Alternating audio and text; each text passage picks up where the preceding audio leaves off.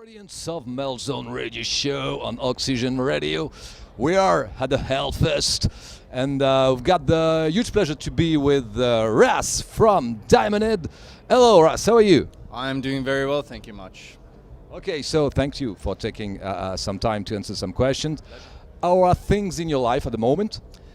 Busy. Everything's happening and nothing is happening. We've just started touring. Album came out a couple of weeks ago, and we're sort of getting on the road now. We played our first show of the year last week in London, which is great. And we're finally here at HELLFEST. Yeah. The festival I've been wanting to play for years. Yeah, so here you are.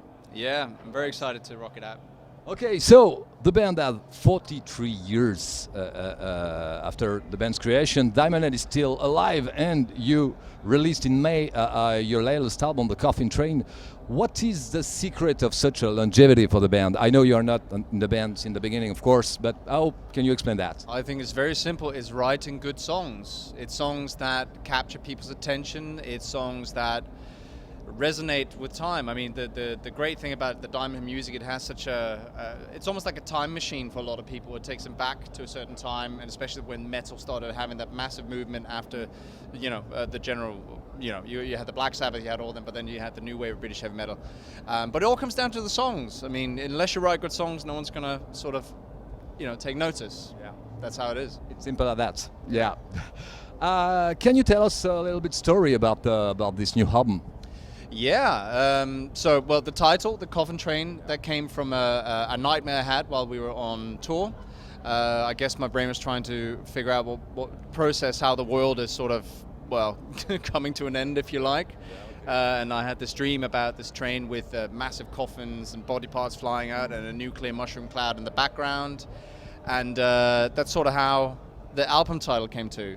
We a lot of the sort of, because we write sort of on and off tour, it's hectic and busy, so we sort of have to grab inspiration and work when we can. So a lot of the lyrics were written on the road. A lot of the titles were inspired by on the road, basically. Yeah.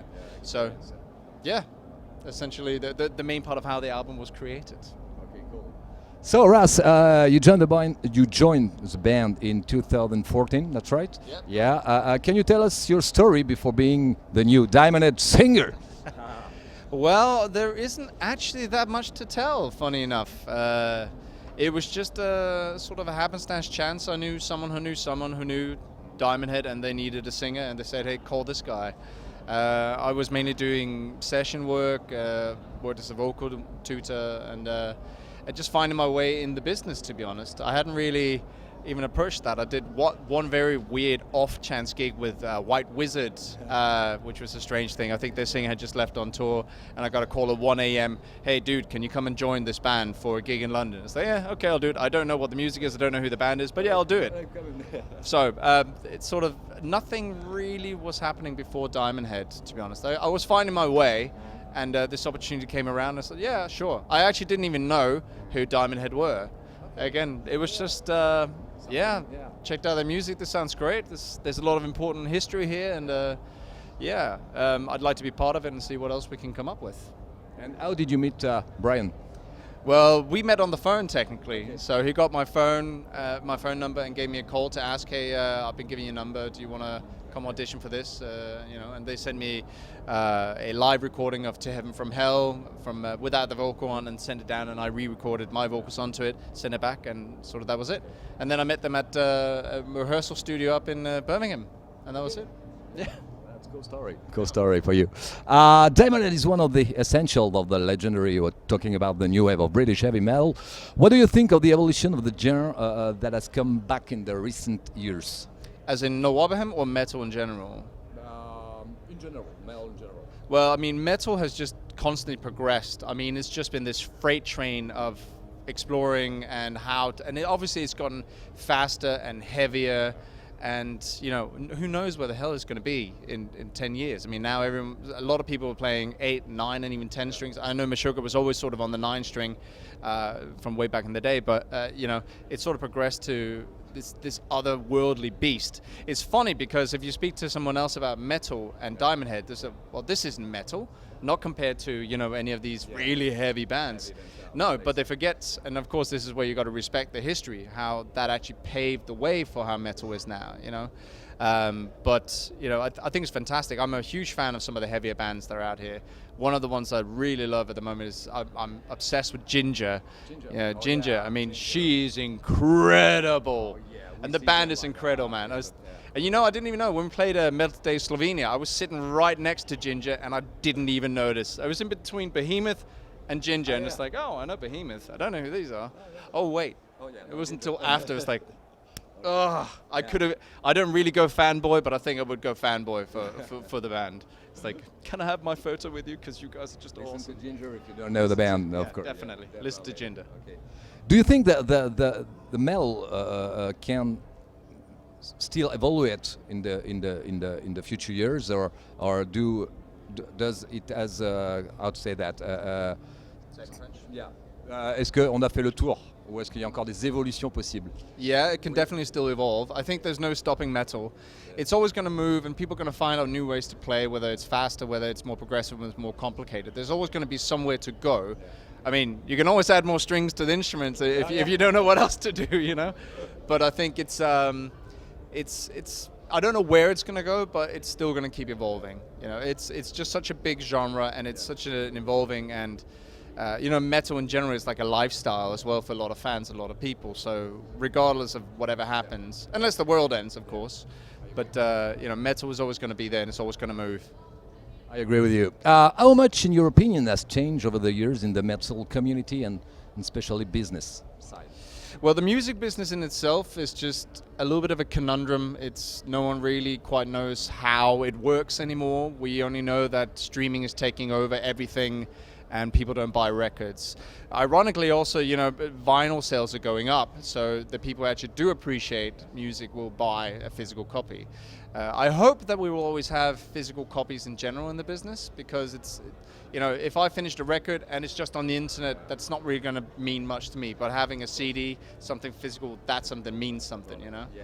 So I think metal will follow that in the business. And they'll work out the way. I mean, the good thing about the metal community is that is the most loyal fan base you can find.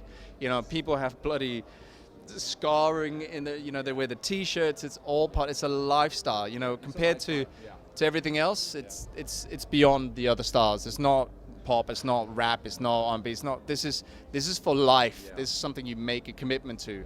The other industries, people just one band out the door, the next one out the door. Yeah.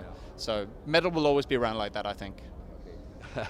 What are some of your biggest influences that you'd love to share the stage with, living or deceased? Well, as probably many people know, Chris Cornell was my all-time hero, and sadly he passed in 2017. I think it was it was 2017. Yeah. And you know, I would love to work with Soundgarden. You know, there would never be another Soundgarden. It's not possible. Chris was so much the head of that, but. I would love to have worked with Chris. I really hope to have met Chris, because we were playing Rocklahoma in 2017, and so was Soundgarden, and then I got the message 3 days before Soundgarden, and I was absolutely heartbroken. So I'd really hoped to be there, but there are tons of other people I'd love to play with. Tom Morello is one. You know, again, not because of the Chris connection there, just because he's an awesome guitarist. You know, there are many bands out there that I'd love to work with. Yeah. So you're playing at the HELLFEST. What are your plans after the festival? I suppose you've got others, a summer festival planned. Yeah, I mean, we've got a couple of festivals in the UK.